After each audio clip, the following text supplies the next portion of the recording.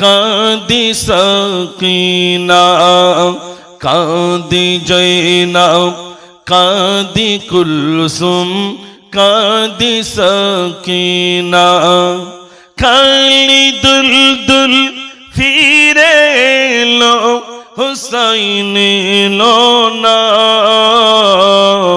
কাঁদি জয়নাব, কাঁদি কুলসুম, কাঁদি সাকিনা। আল্লাহুম্মা সাল্লি আলা, সবাই পড়ে, মাওলানা মুহাম্মদ ওয়া আলা আলি সাইয়্যিদিনা সাল্লাল্লাহু আলাইহি সাল্লাম।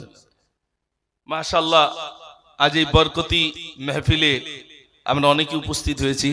আলহামদুলিল্লাহ, সন্ধ্যা থেকে নিয়ে পর্যন্ত অনেক আলোচনা আমরা শুনেছি।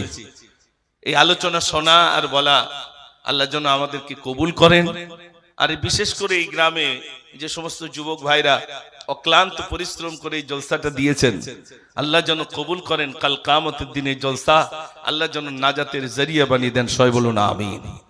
আমি একটি কথা আপনাদের কাছে বলি। আমার পূর্ববর্তী বক্তা তিনি কোরআনে কারীমের কিছু আয়াত তিনি তেলাওয়াত করলেন এবং তার তাফসীর করলেন, এবং শেষ কথা তিনি বলছিলেন উলাইকা কালানআম বাল হুম আদল। এই কথা তিনি কেন বলেছিলেন? তার মানে তিনি বলতে যে বলছিলেন, যিনি চোখে দেখেও দেখেন না, না দেখার ভান করে, যিনি চোখে দেখেও না দেখার ভান করে, যিনি কানে শুনেও না শোনার ভান করে, উনি হলেন চতুষ্পদ জন্তুর ন্যায়। তারপরে বলছেন বালহুম আদল, বলছে চতুষ্পদ জন্তুর তার থেকেও নিকৃষ্ট, এই চতুষ্পদ জন্তুর থেকেও নিকৃষ্ট। তার মানে যারা দেখেও দেখে না, না দেখার ভান করে, যারা শুনেও না শোনার ভান করে। আজ আমরা এখানে যারা আছি মনে রাখতে হবে, মিলাদ তো দিন দিন বাড়ছে, কমছে না। আর তিনি আলোচনা রাখছিলেন মদ, জুয়া, টিকিট খেলা, এক কথায় যেগুলো আমাদের ভিতরে নোংরা আছে এগুলো তিনি তুলে ধরেছেন। আচ্ছা আপনারা বলুন, এই নোংরাগুলো যখনই জলসা হয় তখনই তো কম বেশি বলা হয় না, হয় না ভাই? একটু জোরে বলেন। তারপরেও এগুলো আমাদের থেকে চলে যাচ্ছে না আমরা আরো বেশি সেটাকে গ্রহণ করছি? আরো বেড়ে যাচ্ছে। কারণ কি জানেন? কারণ হলো আমাদের ভিতরে শিক্ষা না থাকা। দ্বীনি শিক্ষা না থাকার কারণে একটু পয়সা হয়েছে, বিবিটা বলছে এই দেখো ছেলেটা একটু জন্মদিন না পালন করলে হয়, পয়সা হয়েছে তাই মালঞ্চের থেকে কায়দা করে একটা কেক কিনে আনলো, 4-5টা বেলুন, আরে উই চুই করে। সে এখনো কথা বলতে পারে না ভালো, ওর নাকি 4-5টা বান্ধবী রয়েছে, সেসব বন্ধু বান্ধবদের নিয়ে কায়দা করে একটা জন্মদিন পালন করে দিল। করে না করে না ভাই? করে দিল। কেন বলেন তো? পয়সা হয়েছে। এগুলো করতে হবে। আসলে জানে না এটা ইসলামে আমার জন্য বৈধ না অবৈধ, এটা আমার জন্য জায়েজ না না জায়েজ, এটা আমি স্বীকৃতি পেয়েছি না স্বীকৃতি পাইনি, এটা আমার জন্য অনুমতি আছে না নেই, একবারও ভেবেছি? ভাবিনি।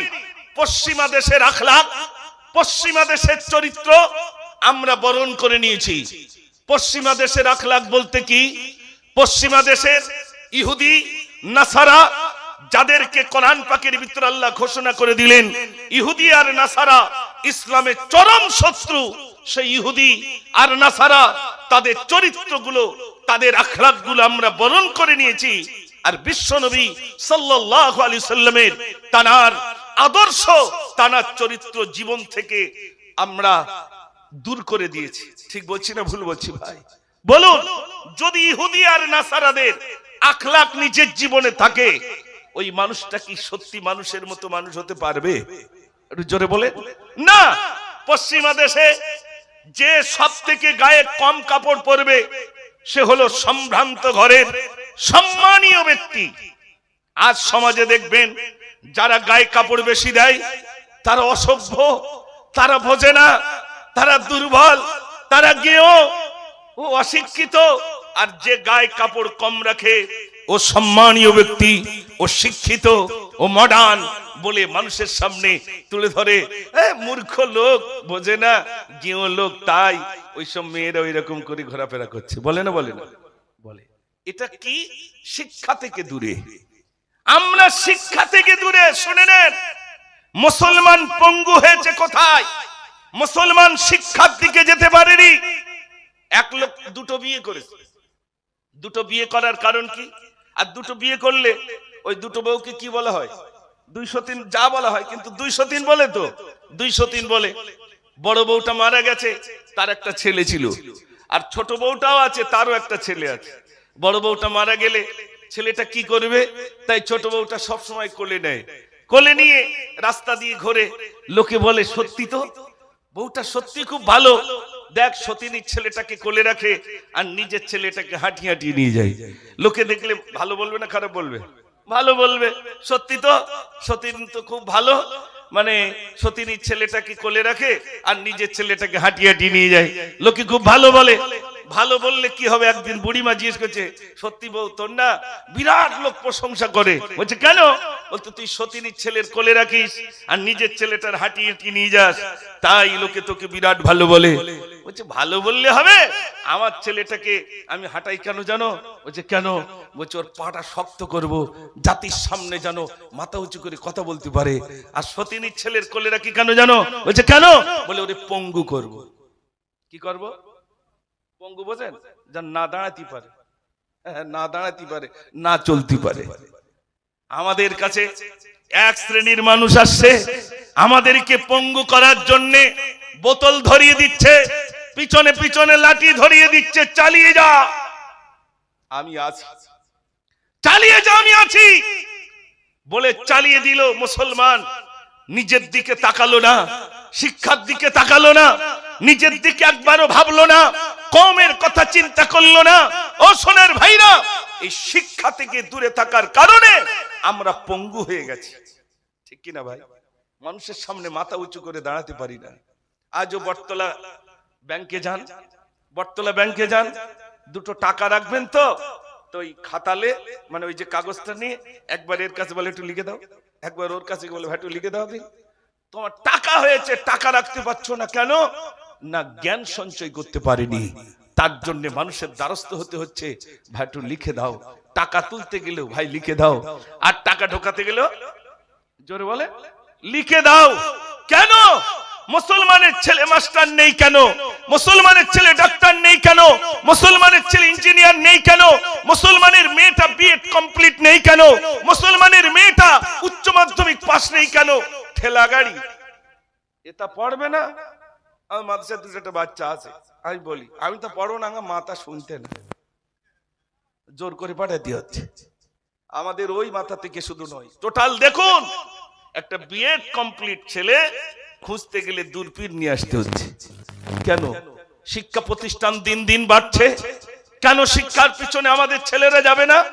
আমাদের মেয়েরা কেন শিক্ষা অর্জন করবে না? আমাদের ছেলেরা শিক্ষা থেকে যদি দূরে থাকে, আমাদের মেয়েরা যদি শিক্ষা থেকে দূরে থাকে, ওই দিনই শিক্ষা থেকে যদি দূরে থাকে, তার ওরসে যে সন্তানগুলো জন্ম নেবে দিন পাবে বলে মনে হয়? ভাই একটু জোরে বলে না। মাকে শিখতে হবে, দিনদার হতে হবে। মা যদি দিনদার হয়, তার ওরসে যে সন্তান আসবে সেই সন্তানটাও দিনদার হওয়ার একটা বিরাট সুযোগ থাকে না? থাকে না ভাই? মা তাকে শেখাবে। ওই দাদু ভাই আসছে, তুমি বলো আসসালামু আলাইকুম, মা ওই বাচ্চাকে সালাম দিবে আসসালামু আলাইকুম, দাদু ভাই ওই বাচ্চাকে বলবো আলাইকুম আসসালাম, সালাম বিনিময় হবে, যেহেতু মা তাকে শিখিয়ে দিয়েছে। প্রথম শিক্ষক হলো কে? জোরে বলেন মা। আমি এই পাড়ায় অনেক মায়েরা রয়েছেন, মায়েরা শুনে নেন। দুই একজন দুটো তিনটে ছেলে আলহামদুলিল্লাহ আল্লাহ দিয়েছেন। অনেকেই আছে আমরা, আগে প্রতিষ্ঠান দূরে ছিল, এখন তো প্রতিষ্ঠান কাছে, নাকি ভাই? কাছে তো, নাকি কাছে? তাই আমরা শিক্ষা অর্জন করতে পারি না। নিজের ছেলেকে, নিজের মেয়েটাকে শেখানোর জন্য আগ্রহী হই না যে আমার ছেলেকে দিন শেখাতে হবে, আমার ছেলেটাকে, আমার মেয়েটাকে ধার্মিক হতে হবে, ধার্মিকা হতে হবে, কোরআন শেখাতে হবে, মাসলা শেখাতে হবে। যদি আমার মেয়েটা, আমার ছেলেটা যদি ইসলামিক জ্ঞান যদি না শেখে, তার রবকে সে চিনতে পারবে না, রাসূলের সুন্নাহগুলো নিজের জীবনে ধারণ করতে পারবে না। তাই আমি আপনাদের কাছে বলি, আজ আমি ওয়াজ করছি না, শুধু কয়েকটা কথা আপনাদের কাছে বলে যাচ্ছি। এই পাশেই আল্লাহ পাক একটি বালিকা মাদ্রাসা করে নিয়েছেন, ছেলেদের মাদ্রাসাটা তো আছে আপনারা জানেন। যে বালিকা মাদ্রাসাটা আছে, যেটা স্কুলের মতো স্কুলের সমস্ত সাবজেক্ট গুলো ওখানে পড়ানো হয়, একেবারে এবারে আবার নতুন করে করা হচ্ছে জানুয়ারি থেকে 1 থেকে নিয়ে আর প্রায় 8 পর্যন্ত। আপনারা আমি অনুরোধ করছি, 1 পয়সা খরচা নেই।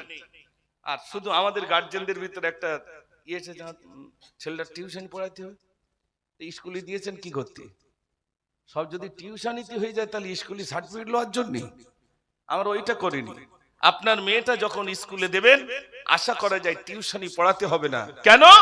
কি পড়িয়েছে আর না পড়িয়েছে সপ্তাহে নয়, প্রত্যেক দিন ওই শিক্ষকের কাছ থেকে আমরা আপনার ওই পড়ানোর সম্পর্কে আমরা জিজ্ঞাসাবাদ করি, কেমন হচ্ছে আর না হচ্ছে তদারকি আমরা করি। হাত জোর করে বলে যাই, আপনার ওই কলিজার টুকরি ছোট্ট মেয়েটা দিন শেখান, অন্তত দুনিয়া দিন দুটো একসাথে হোক। আপনার মেয়েটা মাস্টার হোক, আপনার মেয়েটা ইঞ্জিনিয়ার হোক, আপনার মেয়েটা উচ্চ শিক্ষায় শিক্ষিত হোক। যদি আপনার মেয়ের ভিতরে দিন চলে যায়, বিশ্বাস করুন আপনার ওই মেয়েটার দ্বারাই গোটা সমাজ পর্যন্ত বদলে যাবে। যাবে না? যাবে না ভাই? যাবে। একটা মোমবাতি থেকে যদি সবাই আলো নেয়, তার নিজস্ব আলো কি কমবে? কখনো কমবে না। এই জন্য আমি আপনাদের কাছে বলবো, আমি প্রায় আপনাদের এদিকে আসি বাইক নিয়ে, এসে বাড়িতে বাড়িতে খোঁজ করি বাচ্চাগুলো যাচ্ছে না কেন। 1 টাকা খরচা নেই, 1 টাকা খরচা নেই। মেয়েটা যাবে 10টায় যাবে আর 4টেই বাড়িতে আসবে। দুপুরবেলা সে খাওয়া দাওয়া করবে। বাড়ি এসে জিজ্ঞেস করছে, তা তোমার সে মেয়ে যায়নি? হ্যাঁ যায়নি, তা কি বলবো? তার মানে কি পড়াচ্ছে বুঝতে পারতেছে? যায়নি তা কি বলবো?